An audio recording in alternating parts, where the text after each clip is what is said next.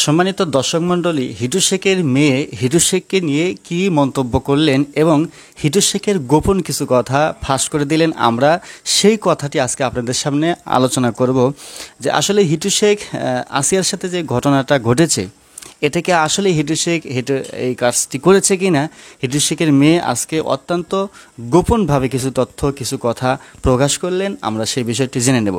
দর্শক মণ্ডলী, তার আগে আমরা বলে নেব যে আসলে হিটু শেখ কী কাজটি করেছিল।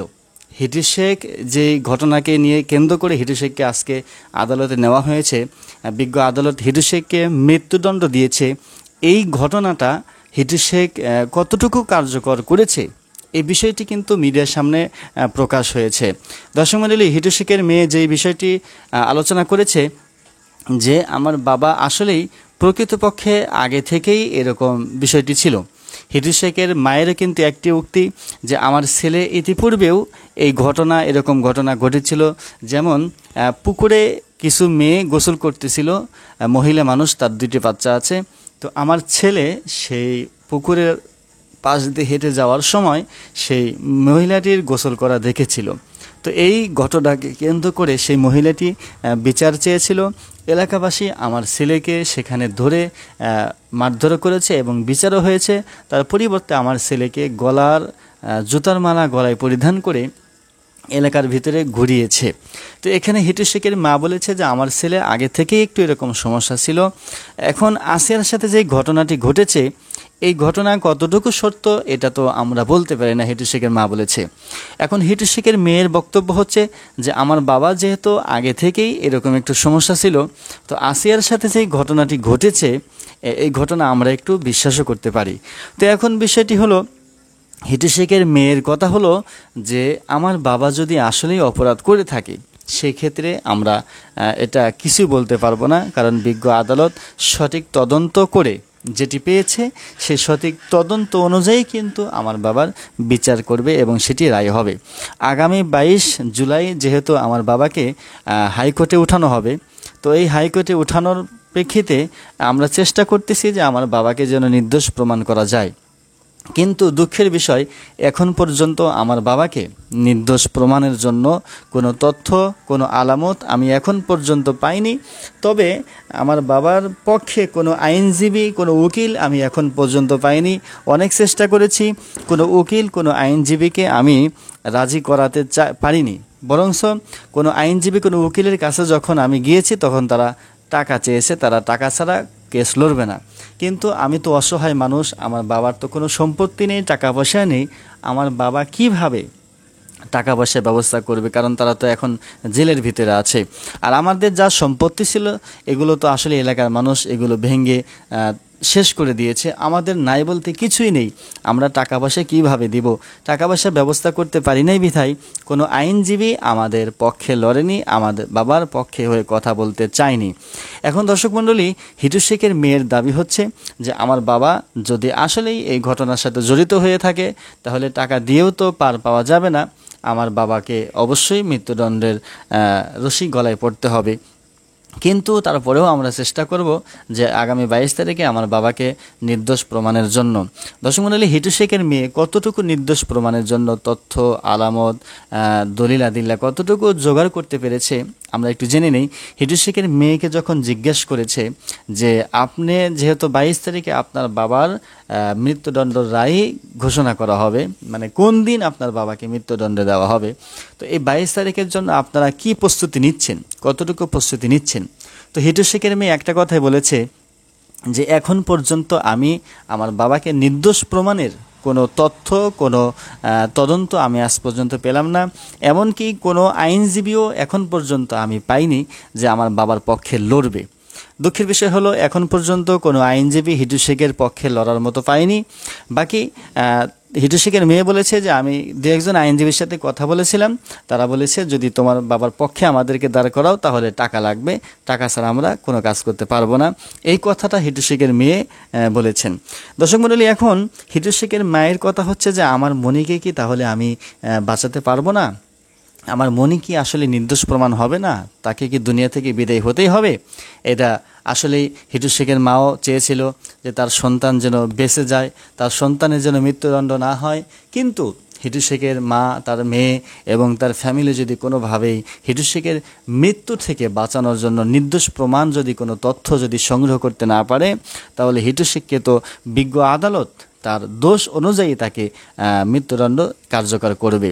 যেহেতু আগামী 22 তারিখ দিন ধার্য করা হয়েছে, সেই 22 তারিখে জেল আপিল করা হয়েছে।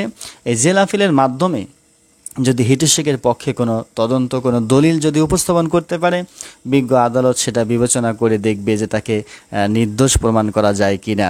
আর যদি দেখা যায় যে না, হিটু শেখের পক্ষে কোনো দলিল, কোনো আলামত, কোনো তথ্য এখন পর্যন্ত উপস্থাপন করতে পারেনি, তাহলে হিটু শেখ সেই দোষী প্রমাণ হয়ে যাবে এবং সেই 22 তারিখেই বিজ্ঞ আদালত একটি দিন নির্ধারণ করবে যে কোন দিনে হিটু শেখকে মৃত্যুদণ্ড দেওয়া হবে। বলা হয়েছে তার 7 থেকে 8 দিনের ভিতরেই বিজ্ঞ আদালতের পক্ষ থেকে একটি দিন ধার্য করা হবে, সেই দিনেই হিটু শেখকে মৃত্যুদণ্ড দেওয়া হবে। এখন মৃত্যুদণ্ডটা কয়টার দিকে দেওয়া হবে, রাত্রে দিবে নাকি দিনে দিবে, এই বিষয়টি সেটা বিজ্ঞ আদালতই জাস্টিস তিনি বিবেচনা করবেন যে কখন মৃত্যুদণ্ড দেওয়া হবে।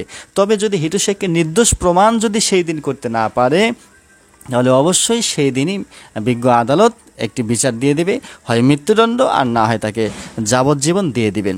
তবে এই রায়টি বিজ্ঞ আদালতের অধীনেই থাকবে, তিনি যেটা ভালো মনে করবেন সেটাই করবেন। দর্শক মণ্ডলী, এর দিকে হামিদার মা বলেছে যে হিটু শেখের যদি মৃত্যুদণ্ডটা কার্যকর হয় তাহলে আমি সন্তুষ্টি হব, আমার আসিয়াও সন্তুষ্টি হবে। আর যদি হিটু শেখের এই মৃত্যুদণ্ড রায়টা যদি কার্যকর না হয়, যদি শুধু মৃত্যুদণ্ডই থেকে থাকে, তাহলে আমিও কষ্ট পাবো এবং আমার আসিয়াও এই কষ্ট পেয়ে যাবে। তাই যতক্ষণ পর্যন্ত হিটু শেখের মৃত্যুদণ্ড রায়টা কার্যকর না হবে, ততক্ষণ পর্যন্ত আমি হামিদা, আসিয়ার মা, আমার মনটাও ভালো থাকবে না, আমার মেয়েও কবর থেকে শান্তি পাবে না। দর্শক মণ্ডলী, এইদিকে হিটু শেখের এই রায়টি নিয়ে আসিয়ার মা বলেছে যে আমি রায়ে সন্তুষ্ট, কিন্তু বাকি 3 জনকে যে খালাস দিয়েছে, তার 2 ছেলে এবং তার স্ত্রী, এদের খালাসি নিয়ে কিন্তু আমি সন্তুষ্ট নয়। কারণ তারাও তো আমার মেয়েকে যে দুনিয়া থেকে বিদায় করে দিয়েছে, এই ঘটনার সাথে তো তারাও কিছু না কিছু জড়িত। কারণ তাদের বাড়িতে থেকে এত বড় একটা ঘটনা ঘটেছে আর তারা বাধা দেয় নাই, প্রতিবাদ করে নাই, সুতরাং তারাও তো জড়িত, আর তাদেরকেও একটা শাস্তি দেওয়ার দরকার ছিল। এই কথাটি কিন্তু আসিয়ার মা বলেছে যে তাদেরকে যদি একটা জেল জরিমানা দিত তাহলে আমি খুশি হতাম। দর্শক মণ্ডলী, আপনারা জানেন মাগুরার আদালত থেকে যে রায়টি ঘোষণা হয়েছে, হিটু শেখকে মৃত্যুদণ্ড এবং 1 লক্ষ টাকা জরিমানা, আর হিটু শেখের 2 ছেলে এবং তার স্ত্রীকে খালাস দিয়েছেন, যেহেতু তাদের পক্ষে কোনো দোষী প্রমাণ সাব্যস্ত হয়নি। তো এখন এই বিষয়টি নিয়ে এলাকাবাসী একটু অসন্তুষ্ট যে তাদেরকেও কেন একটা শাস্তির ব্যবস্থা করলো না। আসিয়ার মা এবং আসিয়ার মামা তারাও অসন্তুষ্টি যে কেন তাদেরকে শাস্তি দিল না। দর্শক মণ্ডলী, এখন হামিদাকে কিন্তু হিটু শেখের 2 ছেলে সজীব, রাতুল, তাদের সাথে কোনো সম্পর্কই নেই, বরংস হামিদার উপরে যে একটি মিথ্যা তহমত দিয়েছিল যে হামিদা নাকি পরকীয়া করে, আকাশের সাথে নাকি তার রিলেশন আছে, এই কথা কিন্তু হিটু শেখ এবং হিটু শেখের ছেলে সজীব, হিটু শেখের স্ত্রী, তারা বলেছিল যে আপনারা হামিদাকেও ধরেন, হামিদাকেও ধরলে মূল আসামি কিন্তু বের হয়ে আসবে। আসিয়ার সাথে ঘটনার পুরোপুরিভাবে হামিদার প্রেমিক জড়িত, এই কথা কিন্তু হিটু শেখের ছেলে সজীব বলেছিল এবং হিটু শেখও কিন্তু বড় গলায় বলেছিল। তো এখন প্রমাণ হয়ে গিয়েছে যে আসলেই হামিদার সাথে আকাশ নামের কোনো ছেলের সম্পর্ক নেই এবং হামিদার মা বলেছে যে আকাশ নামের কোনো ছেলেকেই আমি চিনি না, তাহলে হিটু শেখ এবং তার ছেলে কিভাবে আমার মেয়েকে দোষী বানাচ্ছে। তো এখানে বলেছেন যে তারা মৃত্যু থেকে বাঁচার জন্য তারা আমার মেয়েকে এখানে দোষারোপ করতেছে, আমার মেয়েকে ফাঁসাচ্ছে। আসলে আমার মেয়ে ধরনের কোনো মেয়ে নাই, আমার মেয়ে কোনোভাবেই আকাশকে চেনে না, আকাশের সাথে তার কোনো সম্পর্ক নয়। তবে হিটু শেখ সে নিজেকে বাঁচানোর জন্য আমার মেয়েকে একটি দোষী বানাইতে চাচ্ছে। এই কথা বলে আসিয়ার মা কিন্তু কান্নাজড়িত অবস্থায় বলেছে যে আমার মেয়ে নির্দোষ, আমার মেয়ে কখনোই আকাশ নামে কোনো ছেলের সাথে আমার মেয়ের সম্পর্ক আগেও নেই, এখনও নেই, বর্তমানও থাকবে না, এই কথা বলেছে আসিয়ার মা।